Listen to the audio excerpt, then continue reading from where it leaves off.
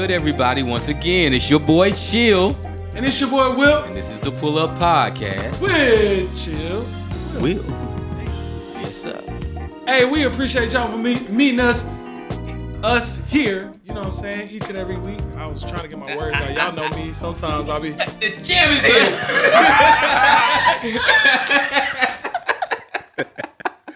Boy, I was out here looking like John Coffey. I'm sorry, y'all.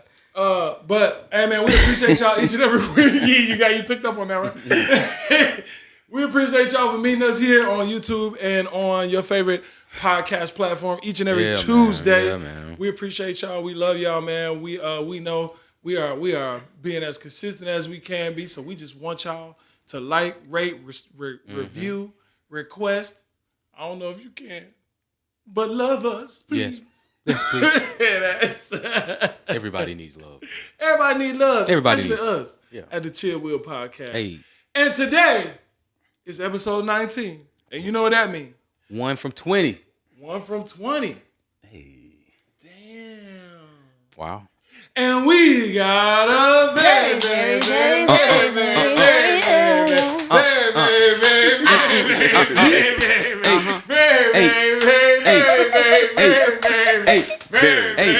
special guest. Yeah. The homie, y'all. Yeah. Justin Gilbert. Justin Gilbert in the building. Talk to him. Yo.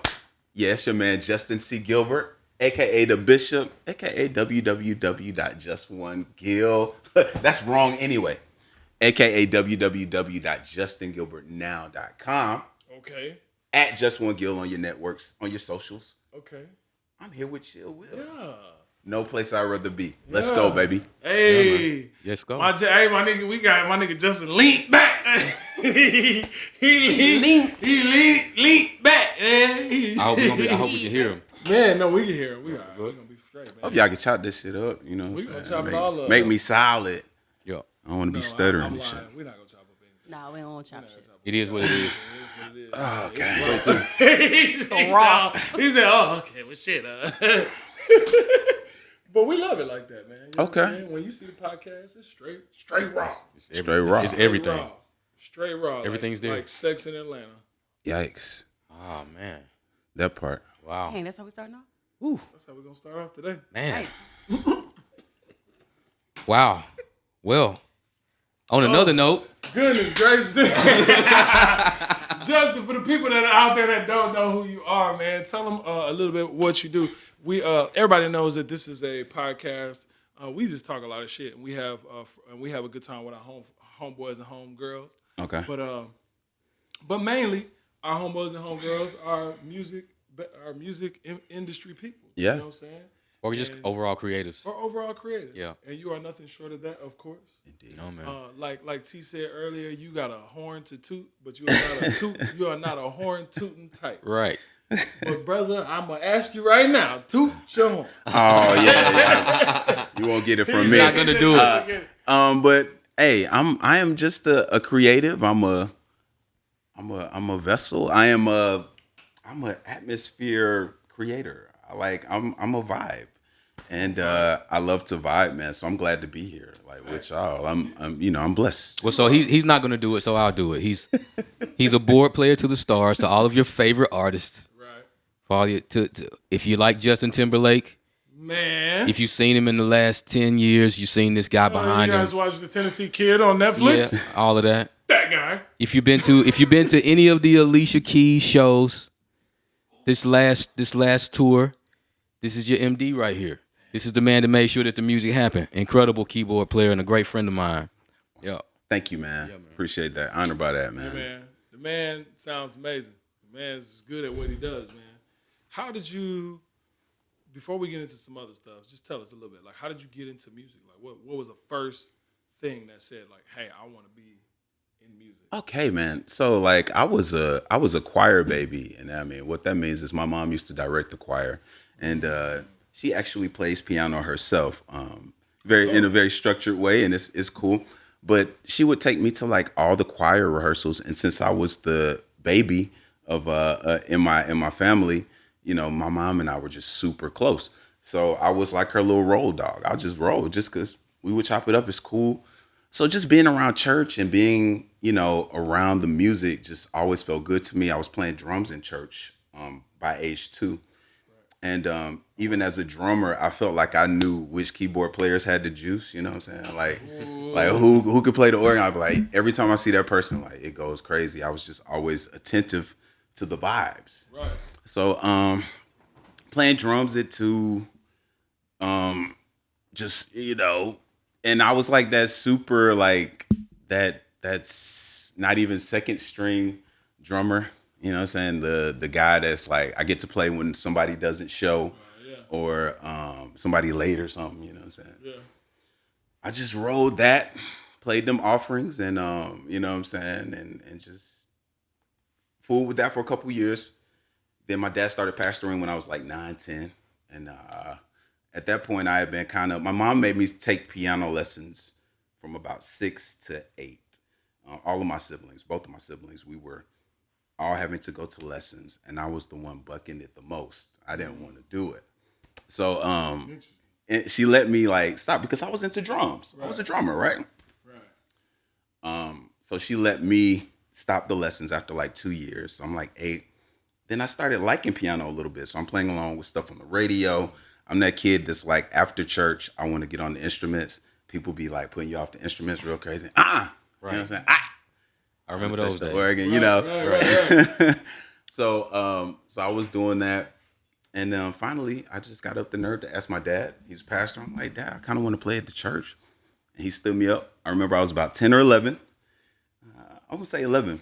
He stood me up and he's like, this is my son, Justin. He's going to be helping us out on the keyboards around here. There was already an organist there, Esmond Patterson Jr. What up, Ez? And he was doing his thing, and he inspired me to play even more and just kind of helped me along. And, that thing with the church and just, what I'm saying, when you submerge yourself in it and really follow the music and go with your heart, that thing, different opportunities will come about. You'll be meeting people that are like-minded and can plug you in different places. So, from my dad's church, I started playing the early morning service at a person that he brought in to be the minister of music type person. Yeah. From there, I'm meeting other people, and then it's snowballing now. So now they're like calling me for like little musicals and, you know what I'm saying? Like whatever I could get my hands on, funerals, whatever. Yeah. All of that. And just getting that work in. And it snowballed. Then I started playing outside of the church. Yeah. You know what I'm saying? Hitting these gigs. What was your first big, artist? The first person that you was like, oh, okay. The first person that, maybe not big artist, but the first person that made you say to yourself, like, oh damn, like I'm a professional, like I'm doing this. You know what I mean? Oh man, shoot. The first person, I mean, as a church kid, like, the gospel people were like celebrities to me. Oh yeah, for sure. So Absolutely. I remember being like super early 20s and getting to accompany Tremaine Hawkins. You know what I'm saying? And like I just remember how hyped my mom was. It's like it made me hype. Or I felt like a sense of pride. So that was one of the first times I was like, oh, okay, like this is kind of legit. Like maybe they think I'm okay. You know what I'm saying? Yeah. A little bit. Maybe they think I'm okay. That's funny. So I know you play with some big names. You ever play with Kanye? I don't believe so. How do you feel about everything that's going on with Kanye right now? I think Kanye. I honestly think Kanye has a plan. I don't know him to not be strategic in anything that he does. Yeah. So like, while a lot of people don't believe that, they think he's going off the rails, I just don't believe that. Listen, so I'm reserving my now. Judgment. Right. Today I saw a clip. Yeah. On IG, and it was a relevant clip of it's like an Asian guy was talking, and he was like, this thing that Kanye's talking about, he was like, he went down the list of all of the major corporations and businesses that Jews own. Right. And when I say they own almost everything, almost everything. Wow. All of the big stuff. All of it. From TV to movies to products to stores to all of it. There's a Jewish person at the top of that thing somewhere. And so it's like you got to be careful though, because this is something that I had to. So like I've been listening to a lot of media lately, and they've been kind of framing both sides of the argument, right? Okay. People who are for Kanye, not necessarily for Kanye, but just see Kanye as like, okay, like we feel like we might, like you said, like, he might be behind, he might be doing something, you know what I'm saying, that we just are unaware of, right? Right. But then, I also heard some rhetoric from some folks that are like, bro, we know Kanye. And we like, bro, Kanye don't even believe this shit that he talking about. Kanye just love Kanye. And Kanye is just doing what's best for Kanye. Kanye don't care about none of that. And Kanye and nobody is willing to like and Kanye is losing his money for real. He's not like strategically losing all these billion. Nobody wakes up and says, "Hey, I lost $1.6 billion and I'm happy about it." You know what I'm saying? Yeah, like sure. so I've heard both sides of the argument, man, and I would say that I've kind of been on the side of like, man, he must have a plan. Like he got to be doing something. Like he doesn't seem to be a person that doesn't be a little bit more strategic, Right. But again, there's a lot of people that are saying like, well, why are you always like trying to beg these rich people for money? And it's like, you're Kanye, Right. You know what I'm saying? But I don't know. But we got to be careful about that rhetoric too, because one thing that also came to my mind about all this is like this kind of rhetoric, this kind of talk is how the Holocaust started. Oh. You know what I'm saying? Like, and then, like this whole situation, so some of the ways the Holocaust started was they were in a not revolving recession, but like a recession, a snowballing recession, basically, right? So they're in a recession. There was the power structure was kind of shaky, like right now, nigga. Don't nobody know what the fuck going on. Sure. You know what I'm saying? And we just looking for any kind of leadership, and that could lead. You know what I'm saying? We see where that could lead. We just looking for any kind of leadership right now. We gotta anyway. Yeah. Ain't gonna get into all that, but you know what I'm saying? Yeah. So and then they say, well, whose fault is it? They look around and they say, well, what's going on? And they look and they see the Jews are the lawyers and the Jews are the heads of all these companies, and they say, well, it gotta be the Jews, and that's how the Holocaust started. Ah. So that's why a lot of these that's why it feels anti-Semite to a lot of these folks, because they're like, yo, like this is something apparently like they're taught, just like we're taught, like, hey man, sir, if you're in the country on the back roads and you see more than 2 white people, you might want to avoid that situation with your black ass, because the history of this country and the history and your ancestors and your folks tell you, hey, you see some shit like that, you get the fuck up out of there. Mm-hmm. You know what I'm saying? Right. So that's kind of the same thing that's going on with the Jewish people right now. They're hearing this shit and they're like, what the fuck? Hey, what? We finna do what? Y'all did, like, they're looking at all this situation and they know that this is the perfect storm for some Holocaust type shit. So it's such now I've seen stuff that people are questioning the whole thing about it being anti-Semitic, because they're talking about how Semites aren't even white people. They aren't.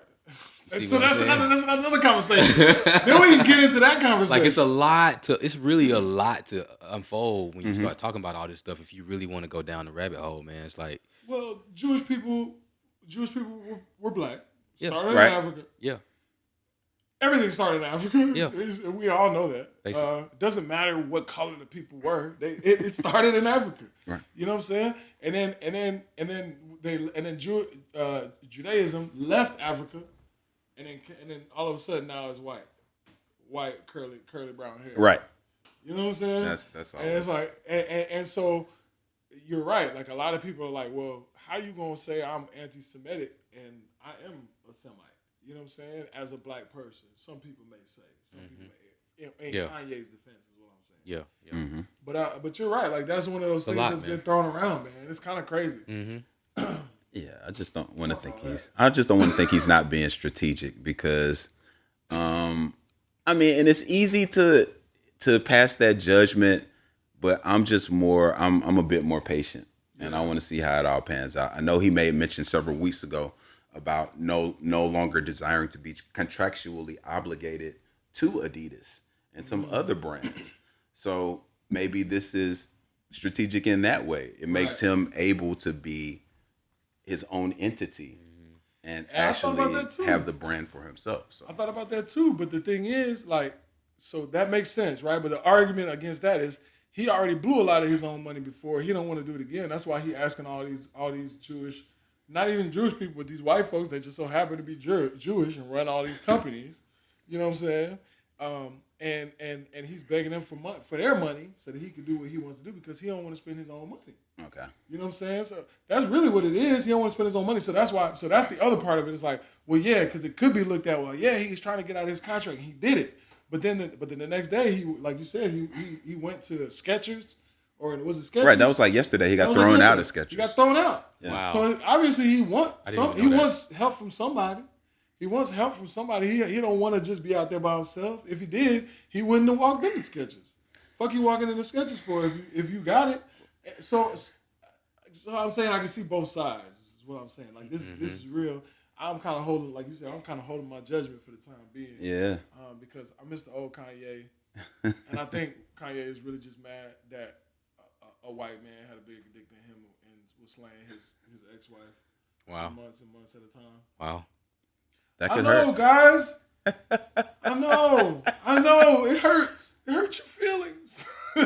I'm having a hard problem. I'm having a problem even caring about any of it, man. To be honest with you, it's like it ain't my life. I really don't care. Right. You know, we get so involved with these people's business and their lives, man. And then when I really look back at it and look at there's so much stuff going on in the world. It's like, why do I care? Man, but that's the game. It's the game. That's it the is. game. Y'all, I know y'all have seen Game of Thrones. I know I've seen it y'all seen once or Game of twice. Thrones. Once or twice. I know. So the thing is that's what it is. Yeah. It's a who can get the power. How do we get the power? How do we vie for power? How do we stay aligned with power? How do we keep ourselves from getting our head chopped off if the power gets switched? Mm-hmm. You know what I'm saying? Like that's what it is. It's just at a different. It's just we see it on TV and we like and we but it's happening in real life. Like them niggas. That's why he knows that when he comes out and says some crazy shit on Twitter or says some crazy shit on Instagram or something like that, he knows I'm gonna get a rise out of people. I'm gonna stay on the tip of everybody's tongue. He knows we're gonna start having conversations like now. He knows it. He does.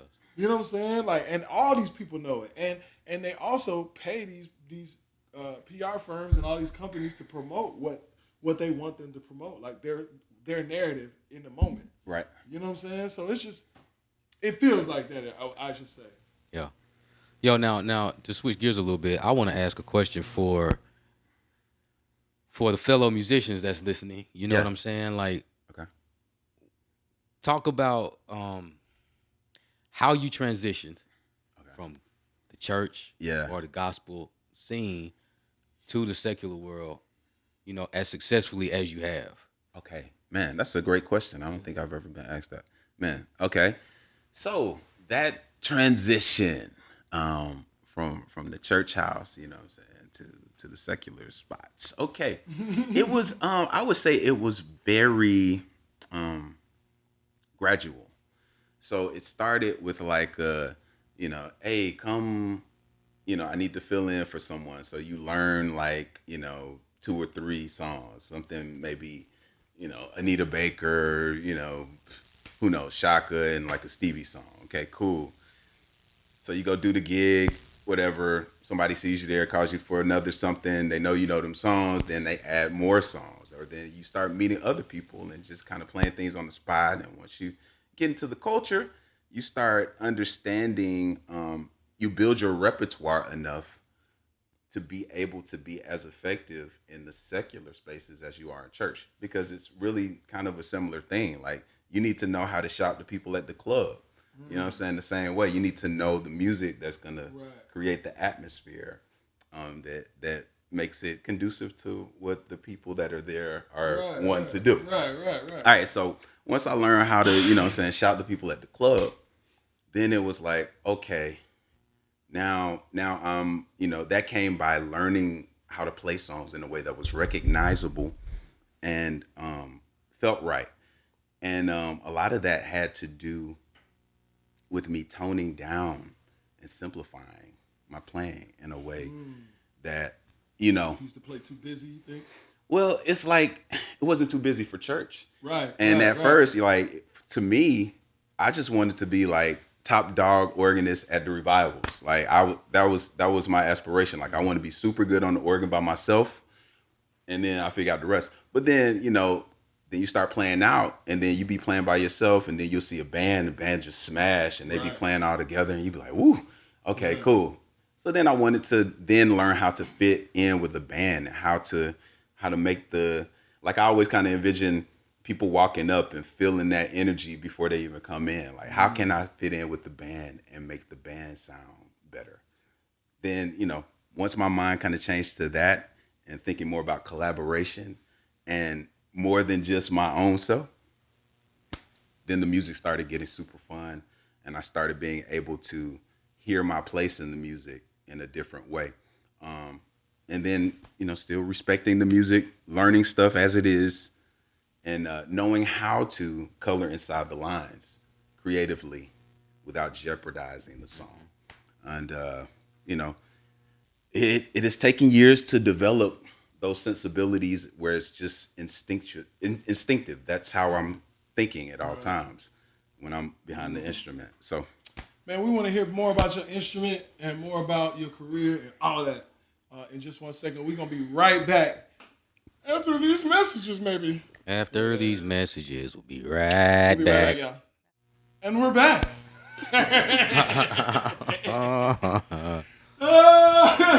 Hey, I got my legs crossed on the Pull Up Podcast, man. I'm just chilling today. I know I'll be like feet to the floor every other time, man. I don't know. I'm real chill today. In chill mode. Show him a little ankle. All right. Yeah, you want to see a little ankle today? that's all right. They say ankles are the new cleavage. Okay, Cleveland, clankles. I don't like the way that sounds. Clankles. Clankles and cankles, no thanks. Hey, man, I'm trademarking that right now, man. Don't nobody take that. That's hard. Don't nobody take That's hard. I like Clankles. that. I like Appreciate that. that, boss. Appreciate that. You got to make a product that you call it clankle. Clankles. Clankles? I don't know what that is yet. It's I crazy. know That might be $1 million Sound like idea. struggling, Come on struggling now. ankles. Sometimes you might be a micro decision away from a shift. Come on. Come on now, Bishop. Hey, Are we going to church? That's what we doing now. He said his nickname was Bishop. We can call him Bishop.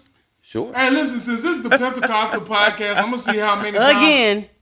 I'm gonna see how many times I can turn ordinary life scenarios into a sermon. So just be prepared. I like it. He said, I like it. All right, so where were we at, y'all? He was talking about his transition from gospel to secular. So I know that you played with several secular artists before. You kind of got like really deep into the higher echelon of artists. Yes. In your career, but was it Jill? Was Jill one of the first like tours that you did, like that kind of put you on that path to Absolutely. consistent touring, right? Absolutely. I started with Jill in January of 2008. That is crazy. That seems like a lifetime ago. But I actually, the whole setup was interesting because I actually had to turn the gig down a couple months before. My son was born September 8th of 2007. So the day... You got kids or I have kids? a kid. A kid. One kid. Okay. That's my favorite. Hey, right. So Just so I guess we were he was born on the 8th of September. I was supposed to be leaving on tour on the 9th of September with a play called Whatever She Wants. And his mother, he was delivered by cesarean, so she kind of needed me. She could use the assistant. So I wanted to stay home a couple weeks and work with her. So the play tour allowed me to stay home and do that, and then allowed me to catch back up like 3 weeks later, and then just finish off the tour. Right. So about 2 weeks after I got back to week 3 of the tour, I got the call from Jill Scott's people to come meet them in Europe. You know what I'm saying? They were there. And I think something was going on, you know what I'm saying? A change in personnel was necessary. Mm-hmm. So I got the call. Shout out to Little John Roberts too, you know what I'm saying? He was definitely around, you know what I'm saying, bringing me into it. Yeah. So they called me. I I got the phone call and I was like, man, this is a really pivotal moment because, you know, that seemed like where I was wanting to go and it seemed like just the perfect thing. But then I remembered how good and kind the people with the play had been to me and understanding my situation and giving me the time and space to handle home and come back and work. And I was like, I can't leave these people like that because we got 5 more weeks of tour. Like that would put them in a crazy situation. Mind you, it's double the money, different accommodations. You know what I'm saying? As I was having the conversation in front of my roommate, shout out Lou Newsom. That's crazy. Oh, word? That was my roommate. Wow. I did not know y'all were. He was right there. Sticks was right there when the conversation happened, bro. Get out your phone, Tedra. I don't, whatever. So, Congratulations. love you, Tedra. So, and so that's my. He was there. He was right there when the conversation was happening. We were on speakerphone. He was like, he witnessed the whole thing, but I just couldn't do it. I said, I'm not leaving. I'm not available. Thank you for the call. You know, and I was like, man, that was it. Like I felt like that was the dumbest move, but. Now you gotta do what you gotta do, and they probably respected that. They did. It came back around. Yeah, They did. respected that. They was like, man, You can't had an ignore it. opportunity. You can't ignore integrity, man. Yeah. Yo, so And then it probably also tells them like, damn, he finna turn us down. Like that shit, he must be good. you know, my commitment was important to me. Amen. So that January, the call came back. She had a new record. They were doing a new band. You know, now it was a pretty short window because you know, again, a personnel change needed to be made, and it's about a week and a half before tour is supposed to start, and they've been rehearsing a month or so. You know what I'm saying? A couple weeks. Wow. They needed to make a change. I came in. The rest is history. You know what I'm saying? It just fit really well, and great people around there made it easy. So Philly taught me how to work. Working with Jill Scott definitely shifted my trajectory and introduced me into a whole nother sect and of musicians and creative community in Philly. Mm-hmm.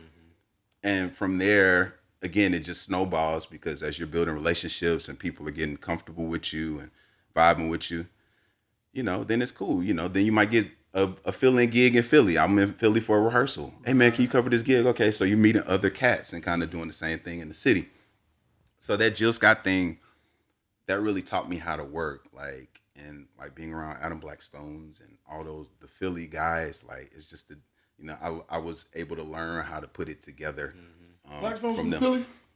Blackstone is from New Jersey or Delaware, something like that. I think he's from New Jersey. What's up with Willenboro. New Jersey, man? I feel like all randomly, it's like you be crazy dope musicians. They be in New Jersey. Like you always hear about Dallas, obviously Dallas, Atlanta. Ohio is another one. Ohio's another one, man. Ohio, the cats be coming from Ohio. It's like, what in the world is wrong with you? These little itty ass places. It be like that, man. Because it's so crazy. Because if you're from a big city, and everybody over here is from a big city, except for TT, but I'm a country boy. But you might as well be from a big city because the way Atlanta works, country boy. The way Atlanta, everybody from Atlanta call themselves from Atlanta until you get to Macon, and then Facts. and then it's like, no, we in Macon now. Soon you 30 minutes away from Macon, they be like, oh, I live in Atlanta. Nigga, no, you don't. Because it's easy, man. Right. Right. I went through that. I went through that. Nobody knew where Ackworth was. Right. They be like, huh? You from where? Ackworth? Ackworth? Yeah, I'm just gonna tell you I'm from Atlanta because that's what everybody correlates Georgia with. Right. But now I'm like, well, no, I'm not from Atlanta, so I'm not gonna tell you that. Right. You ask me where I'm from Ackworth. Right. Huh? Yeah. But I bring that up to say, these big cities, it's different in the big cities because when you're in the big city, you see everybody's in the big city. You know what I'm saying? So the best of the best, usually you're gonna run into them or close to it's all when I was in Houston, it's a group of people that's just like the group of people out here. Mm-hmm. You know what I'm saying? It's Absolutely. When you're in these big cities, you know who it is. Yeah. You know what I'm saying? You know who's popping. You know who's working. It was a musician that I just played with from Michigan. Mm-hmm. And everybody was trying to get him. Hey man, you need to move down here. You need to move down. I said, hey man. I said, take your time. I said because it's all the same no matter where you go. That's real talk though. It's all the same no matter where you go. You're gonna find the same thing. Different group of people, Vibe might be a little different, Right. but you're gonna deal with the same situations. Yeah. You're gonna deal with the same stuff. And do y'all think, just out of curiosity, do y'all think it's doper to be like a huge fish in a small pond that comes to the big pond every now and again, or do y'all like being? I don't even want to say I don't want to say because nobody in this room is a small fish, but I'm saying like not always the biggest fish in the biggest pond. You know what I'm saying? Does that make sense? Like, okay, how do I? From my perspective, from the way I look at it, no, I don't want to be the guy in the room. I want to be around people I can learn from. I want to be around people that's gonna stretch me and push me and make me feel like I need to grow. Right, and that's what I'm saying about the big cities. Is like you run into that. You run into more not only say competition, but you run into more people that'll challenge you. I imagine being in a smaller city, you gotta be like one of like two. Oh yeah. Oh come on, bro. Listen. Listen. When that can really get it. When I decided that I wanted to be a musician for real, it was the reason why I had to get out of Ackworth. Right. I was literally the only person that I knew that took organ and playing music in general as serious as I did, and to reach the point of ability that I've reached, that I reached at that time when I was even. That's your reality. Like you dealt with that, bruh. It was quartet music and like the old people that's like 50, 60 years old playing piano that can't play. Like can't play. All the major chords. Ain't no augmented, ain't no diminished, ain't no sevens, ain't no major sevens. It's all triads. Everything is a triad. Basic Shout triad. out to my dad. Look, he don't look. Did they invert it? No. Shout out to my dad. He don't mind me joking, but shout out to my daddy who played who played organ at the church and played the pedals to keep the beat and told me he saw me playing organ and he saw me playing the bass notes with my feet. Yeah. And I'm chording with my hands. He says, literally, I can't make this up. He says, why are you using the pedals to play the bass? You're supposed to do that with your left hand. You're supposed to use that to, no matter what key he was in, he pressed the C on the pedals. Hey, that's and hard. he played bass over here, and he played again. And everything was the C. Everything. That's how he kept the beat. He just whole keyboard on the floor. But that's what it was made for. For this. Wow. Just for the That's one. dumb. Yeah. For the one C. I love you, Dad. That's funny. I wouldn't even be a musician if it wasn't for him. We love you, Papa. I wouldn't be a musician if it wasn't for Daddy, man. Oh, that's man, so that's cool, funny. man. Your daddy cool too, man. Your daddy be pulling up to the shows, man. Shout out to Papa Hill, man. Yeah, shout out for real, man. Pulling up to the shows. We're gonna do another show too, man. Good God, man. We gotta do something. That's a random thought. But no, I feel like y'all, like, especially y'all two, like, let me just go ahead and show and give y'all my niggas flowers while they out here. I feel like this is a big city, but when you ask for like, hey man, who can get it done, playing keys, MDing, stuff like that, you looking at two of the best in the city of Atlanta right now. Bro. Truly honored by that. I heard about you before I even met you. This is the first time I met you, but I knew about you. Man. I knew, because, you know what I'm saying, I'm in the scene. I know who's who, you know what I'm saying? And then I talked to him too. It was a time we had a conversation. I was like, yo, if we could do this the right way, if we could do this all the way, you remember that? I was like, if we could do this all the way with the best of the best, who would you call? And you was one of the names that he pulled up, man. Yo, Come on, bro. He pulled out the whole band, and so now that's like my dream band. So you didn't even know it. Let's go. And hey, look, he'll tell you. They'll both tell you. If I say something, God damn it, Yeah.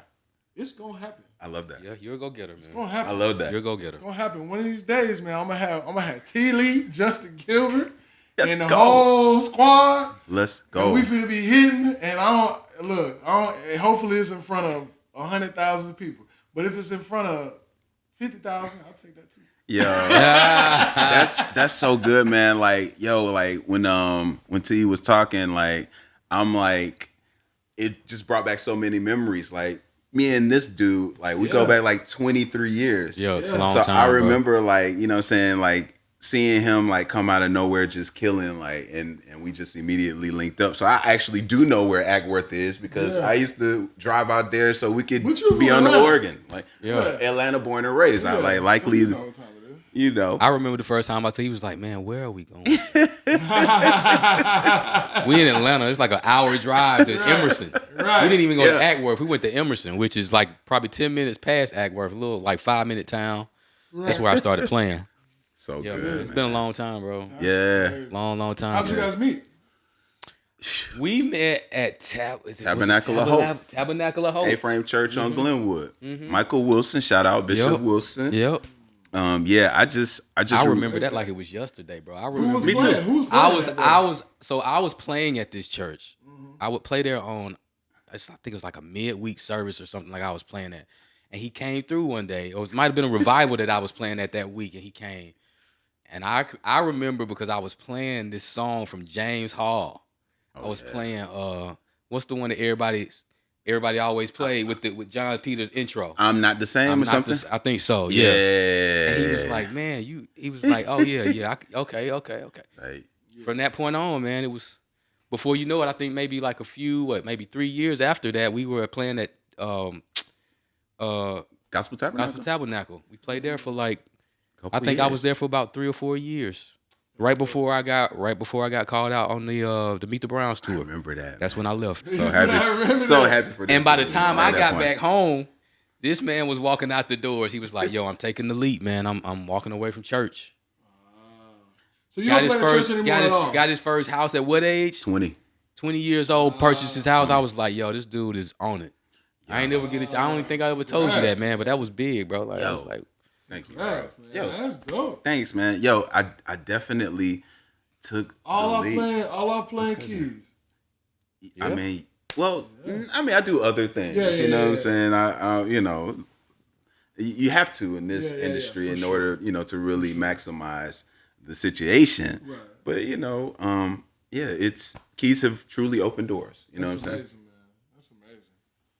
Now, aside from the music though, and I wanted to make sure that I highlighted this, Single in the City. Come on, man. Come on, bro. Yeah. I was blessed to be able to be, you know, on the episode. Tedra, man, we taking all her questions. Thank you, man. I'm so glad you pulled up. Like, Single in the City, that's been the latest show I've been hosting. It's on the Hope TV network, and it streams on Apple TV, Roku, Fire TV, as well as YouTube, like Facebook and those types of things. But the vibe is we wanted to create a space. I'll say E. Dewey Smith and his team wanted to create a space where what I call high value Christian singles could come and have discourse about all things dating and relationships.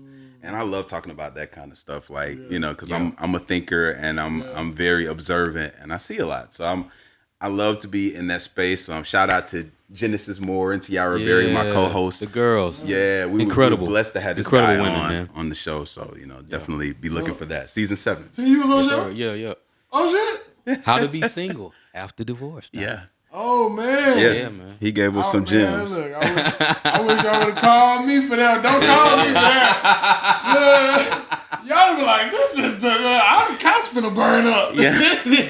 he got to go. Listen, he was in there giving out jewelry. You know what I'm saying? Getting us right. So it was a great conversation, man.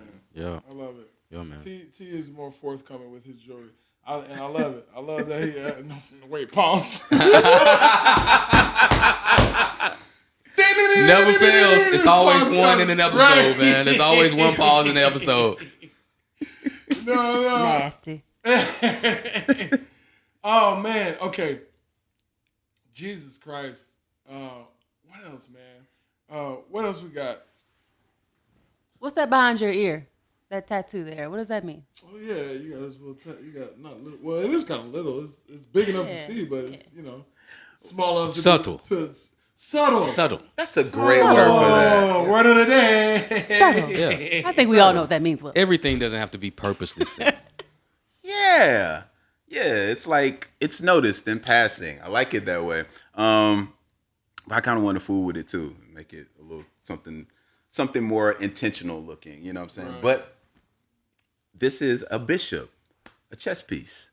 You know, bishop is my nickname. I like to think I'm strategic and patient, and among other things. And bishop chess piece is behind my ear. Come on, bishop. Bishop. You Any play more chess? questions, Tedra? You play chess? No, you're good. Nah, not Just well. making sure. Not well. Not well yet. You ever watch Queen Ah. Gambit? You have projects. I do have projects. Yes, I'll take your questions. Okay, so let's not talk about the projects. Let's Okay. leave something for Tedra. We can. Go ahead. No. Go ahead. Yeah, let's go ahead. Go ahead. Go on. Projects. Okay, cool. Carry on. Yeah, I actually have 3 projects out currently. Some contemporary jazz type things. My first album, Maligned, it did well. It charted at number 11 on like the contemporary jazz charts Nice. at that time. But since then, I've done a Christmas album called The Holiday Sessions, as well as a more soulful album where I was exploring, doing a bit more singing. And that was my last album, Questophonic, which came out in 2019. So those projects of mine are out. And then I actually have a project that I worked very closely on with Miss Alicia Keys, dropping on November 4th. That is the Santa Baby album or something like that. Wow. So she's about to drop her Christmas album. So look out for that. I'm all over that. It was Man, that's amazing, bro. thank you, man. That's amazing. Blessing. And yeah, okay, yeah, we're gonna take a break. We're gonna take a break. With more Justin Gilbert in the Chill Will podcast. Man, Yes, we're sir. gonna talk more. When we come back, we're gonna get into more questions about who Justin is. Exactly. We got deep questions about Justin. And what else? Word of the day, all that kind of stuff. You already know. Tej, you want to say something? Yeah, we'll be back.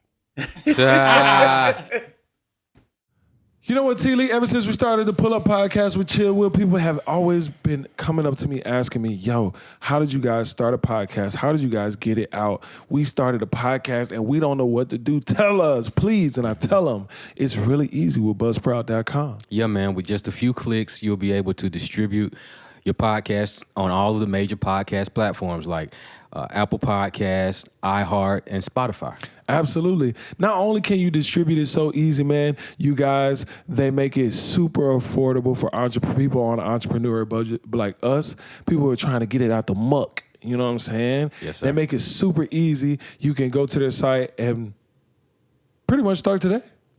It's that simple, man. So that's what you need to do. Just go to the site, find your price point, get it set up, get your podcast out to the world. Yep, absolutely. Get your podcast out to the world, www.buzzsprout.com. That's where you can go. And listen, ladies and gentlemen, you can follow the link in our show notes that lets Buzzsprout know that we sent you. It also gets you a $20 Amazon gift card when you sign up for a paid plan. And every little bit counts towards supporting this show, the Pull Up Podcast with Chill Will. Amazing people doing amazing things together in this world, guys. Buzzsprout.com. Yeah. Let me see it. What time is it, Tedra? And now it's time for... Bend over. Let me see it. It is not that time, but it is time for Will's Word of the Day. Yeah. We need an organ. Yeah. We do. We don't have enough channels. We don't. We can make.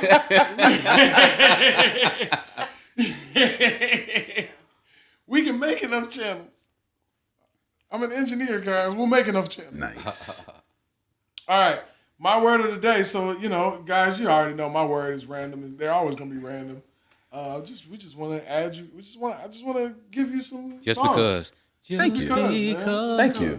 Man, so this came about. The reason why I do this, I'm in an organization called Exceptional Mental Talented 10th Incorporated. Shout out to the 10. Hooray. Anyway, you know Gene Moore Jr.? Yeah, he knows Yes. Gene. Yeah, Gene is my founder. Oh, Yeah, amazing. we went to the same college. Yep. So That's and we awesome. had Gene He was the on show. here. Yep. Yeah, Gene Way the show. cool. Yep. Shout out to Gene. Yeah. Anyway, so in my organization, we used to have weekly meetings. And Yes. in these weekly meetings, it became a staple for Will's Word of the Day. Will's Wednesday Word of the Day. I love that. What it used to be, right? Yeah. Because we were an organization. It was a black elite organization. It was a whole bunch of thinkers. Yes. So we was but we were always cussing and acting fools. So I was like, hey, bro, let's add some vocabulary words. I love that. You know what I'm saying? That's So that's dope. what this is all about. I'm just saying, hey, bro, let's add some vocabulary words Hey. Yeah. to our shit. You know what I'm saying? So, as I cuss. Learn something. But listen, I know all kinds of words, including cuss words. So, Same. for our word of the day, let's get a drum roll, please. The word of the day is extrospective. Extrospective. Let's spell it. EXTROSPECTION. Extrospective. Part of speech, adjective. TION? TION, yes. Extro. You say tiv? Inspection.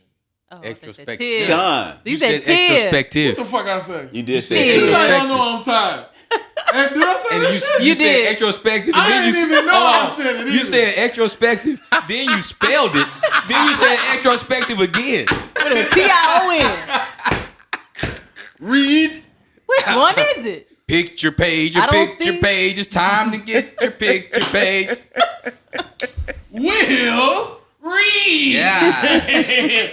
If I could, I would. Man, look, I'm tired, y'all. I was at the ER last night It's okay. till 6:30 in the morning. It's all right, man. You just had a child. Right. Extrospection. Sorry. Here we go. EXTROSPECTION. Extrospection is an adjective. It is English, early 20th century. Only one definition. The observation of things external to one's own mind, as opposed to introspective. Indeed. So when you're thinking about something internally, it's being introspective. That's a noun. And when you're thinking about something externally, it is being extrospective. It's being extrospective. Yes. But it is extrospection. Yeah. You are in the act of, not the act, because it would be a verb if you were in the act. Sentence. Adjective. It's a descriptive word. Use it in a sentence. Use it in a sentence. Thanks to the abundant wildlife and plants, Susan found herself lost in extrospection anytime she walked in the forest. Shout out to Susan. I would be doing the same thing. I hope she got out. I hope she got out too. All that extrospection. Tonight on the news, Susan is still stuck. Susan's still lost in the damn forest. With her extrospective ass. Ladies and gentlemen, that is the word of the day. And now it's time for singing in the shower. Hey, Bishop. Yeah. What you singing in the shower? That's a great question. Oh. I be humming, but I think it's just because you ever use the exfoliating glove? Don't worry about it. Don't worry about it. But hey, listen, black man, exfoliate. Got It's to. okay. Oh, You know what I'm saying? I have one. Oh, absolutely. He said, I have. There's no shame in that. Yo. I'm gonna take care of myself. Exfoliate. Now. Why y'all think we look so good, goddamn? Facts. Black don't Facts. crack, baby. At all. Man, I've been listening to so much stuff. Right now, what have I been listening to? What song has been on my mind? Anything that you've been working on been on your mind? Oh, absolutely. I got a couple of coals in the fire with some. If you've heard of Bonfire, and then I'm working on a project myself, a passion project called. I haven't quite decided on the name, but I'm leaning towards the Bishop's Brew. You know what I'm saying? Nice. Songs from my roots. That's kind of what I'm leaning towards. But I'm basically reimagining the songs that I grew up on, like the church songs that we ain't heard in like 30 years. Choir songs are like hymns and stuff. Now, like more like them congregational songs, like them "I Love You, Lord's Oh, Days," yeah, okay. and I feel like going ons, and then we got a couple hymns, hold two guys and change your hand, but it's just so I'm trying to do a fresh but familiar thing. So I have been listening to those tracks a lot. Maybe that's why it was hard for me to be like, I've been bumping this in the shower, but No, that's fine. yeah, man, I don't know. I listen to a whole bunch of everything, and I have a 15-year-old. It's not a literal statement anyway. Good. Yeah. Good. Yeah, right. It's never. It's just like what are you? It's really like what are you listening to? When I'm on. Right, Yeah, what you on right What now? you Yeah. want, or who do you want to shout out, type of thing. You know what I'm saying? If it's something that, if it's somebody that's like, maybe not as well known, or something Yeah. like that you fuck with, you know. Yeah. So it could be your friend, it could be somebody that you working with, you know, all that stuff. Okay, Unless cool. unless you got some more. You know, if I have more, I'll add it in a second, bro. I'm cool right now. Bless you. And Hearts and minds now, are clear. On the Pentecostal I can't never say that. because you a heathen. All right. And now it's time for fan questions. You're not wrong. Hey, Bishop. Yes. Hello. What does this sentence means to you? There are 24 hours in a day. Our bodies deserve at least one of them. How you feel about that? I think that that's one of that's the least we could do. You know what I'm saying? It sounds familiar because I wrote it. But There you go. It's the least we could do. I've been on a fitness journey. Shout out to my man Chill over here because he's been getting me right. You know what I'm saying? So we about 2 years in, and like I've since that time I've made a lifestyle change and been able to like at least spend an hour, you know what I'm saying, like focusing on my body and doing things to enrich my body and sewing into that. Yeah, man. So, you know, health is wealth, and we only get one of these, you know what I'm saying? So, Yeah, bro. yeah, that's the vibe. And you're getting it too, if I must say so Thank myself. you, bro. Yeah. Thank you, man. Putting in the work. Yeah. Good for you, man. Good for you. Excuse me. So I have question number 2. I like your fit. Do you give people advice on, how to dress? Fashion? You know what? Fashion? You know, I would like to do that more, if I'm honest, because I have a passion for fashion. Okay, There you go. okay. Come on, passion for fashion. I actually I have a little lookbook on Instagram too. It's like BSHP _FTC, I think it is, for the culture. Bishop for the culture is the idea. But I would like to give more people fashion advice. And I think it's a dope way of expressing oneself. You know, it's like an extension of how you feel on the inside. Like, and I appreciate duality and more than that, of just a myriad of things. I love patterns, I love colors, I love texture. So I just like to express myself that way. Where do you? I got a quick fan question. Where do you shop? I don't know if you guys checked my Instagram today, but I went on a little tirade today. Yeah? I went to Kohl's just to go get some socks. Hey. And I couldn't find no fucking socks in my size, bro. I was so pissed. It took me 20 minutes. I finally found the small section of socks larger than a size 12 that they had. I was so pissed. I was like, yo, first of all, and then I looked around. I was like, man, fuck this place. What size do you wear? What size do you wear? I'm a size 14. All right. So Fuck that. you're speaking Well, like that's your normal size. size. Well, it's pretty rare. That's normal Not size. normal. It's not It's normal. normal size. It's not normal, It man. is normal size. Big and tall. There you go. That's not normal. But listen, man. but how many big and tall people y'all know? You. Exactly. It's just I don't even consider myself big and tall. I'm tall, but I ain't big. Not like tall. that. I'm slim in a way. So but I'm Fine, saying slim but and when I tall. go to the big and tall, the shit be too big, Too big. and tall. It be like, that's not what I'm and then it be cheesy. That's messed up when the Jeez. tall dude And go then to it big be and tall and cheesy. it's too big for him. That's And then it's cheesy. It's mainly It's because Kohl's. it's too cheesy.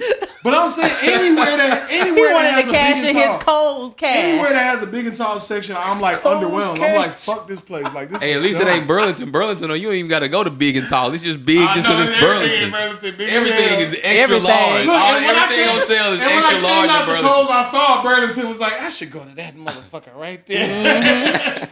But no, man, where do you shop? Cause like I like, and then when you do find the stuff that's your size, or at least my size for me, when I do find the stuff that's my size, it's like not swaggy. So I like the only place I shop is Zara right now. Okay. It's the only place I get any of my clothes at this point. That's real. Because it's the only place that has anything that I was like, that I'm in. Because like being this is gonna sound, hey, and look up the goddamn definition before y'all try to trouble me about my situation.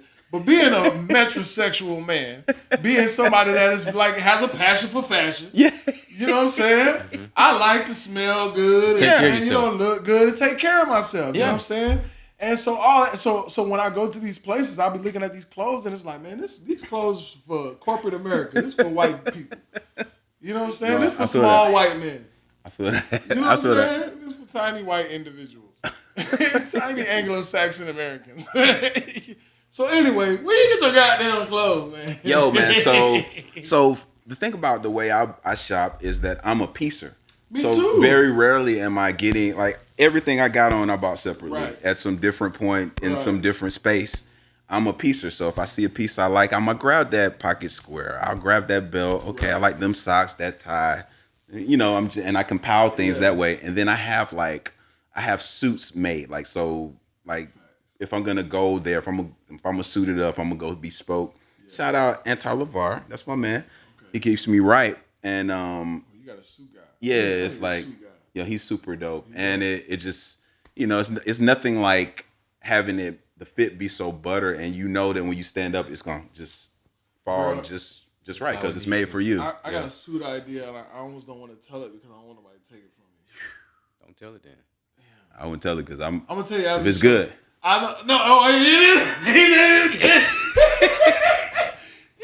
Respectfully. Don't take it. I'm going to flip it. You know All what right, I'm saying? all right, let me do it first. Let me holler.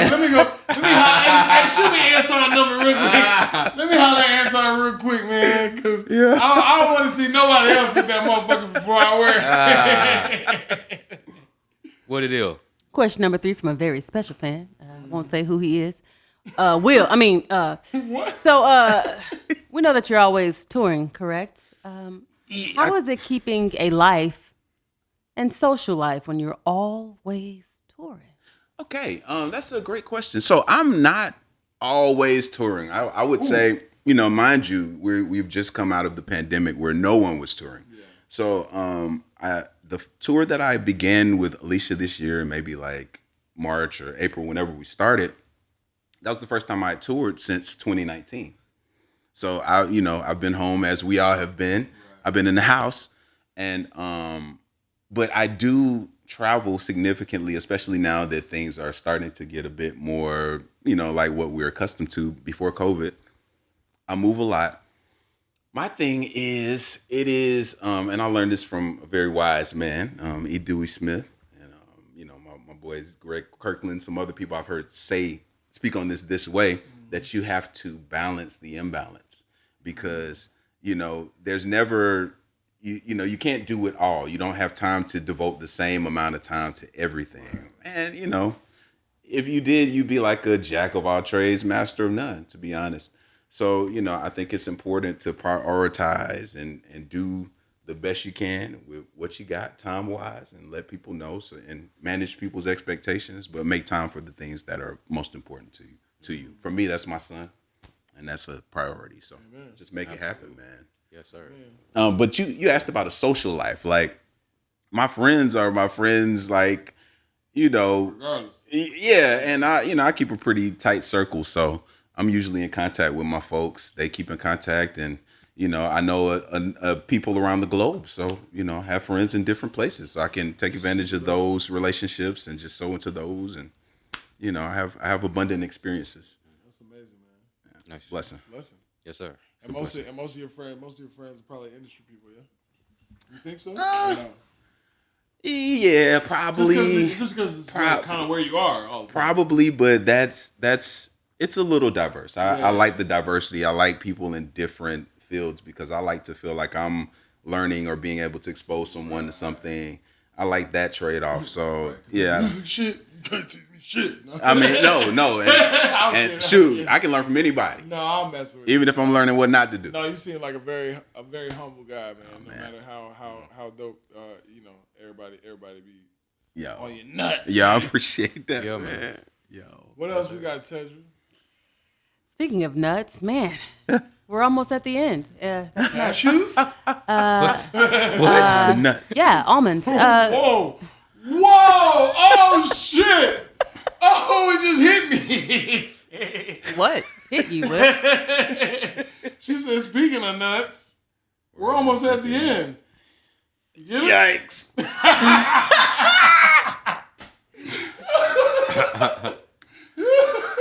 Small doses. All right. We'll be back Oh, right shit. after this, whatever this is. Yeah.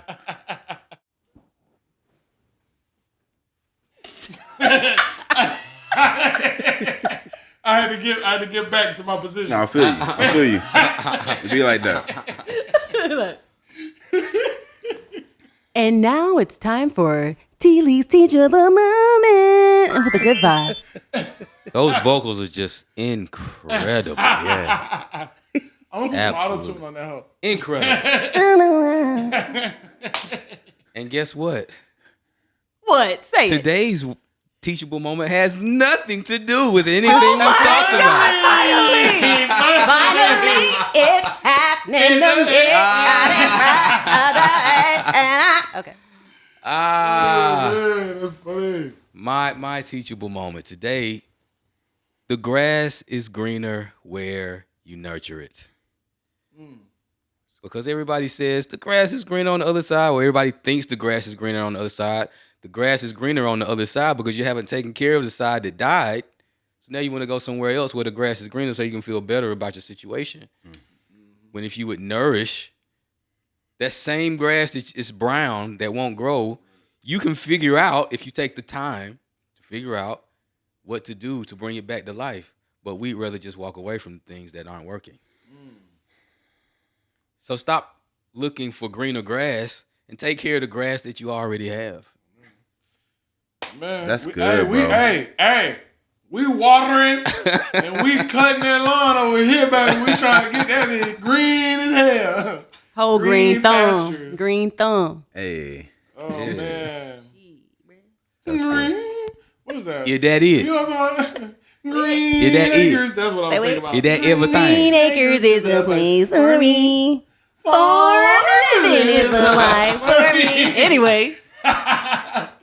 Yo, ladies and gentlemen, we have a very, very special guest in the building. His name is Justin Gilbert. Homie. You guys, Thanks for coming we through, had a bro. great time Thank you, with you, man. man. Yes, Thank sir. you, man. I've been glad to be here. I Man, appreciate thank y'all. you. Thank you for coming, man. We would love to have you anytime. Okay. Hopefully, we'll see you again for episode 48. Indeed. Yes, I like sir. that. Yes, sir. I like You that. know what I'm saying? And yeah, man, if y'all want to tap in with Justin Gilbert, how do they do that, man? Let them know. So on the networks, you can find me at Just1Gil. That's JUS, the number 1, GIL. My website is www.justingilbertnow.com. And I guess that would be the best way to catch up with me. To stay abreast of my moves and see what's up with your homie. You know? All right, Yes, bet. sir. All right. And, yeah, I thought there's something she was telling me to stop. Okay. All right. And anytime you want, Anytime you feel, pull up on Chill. We'll see y'all next Tuesday. we out.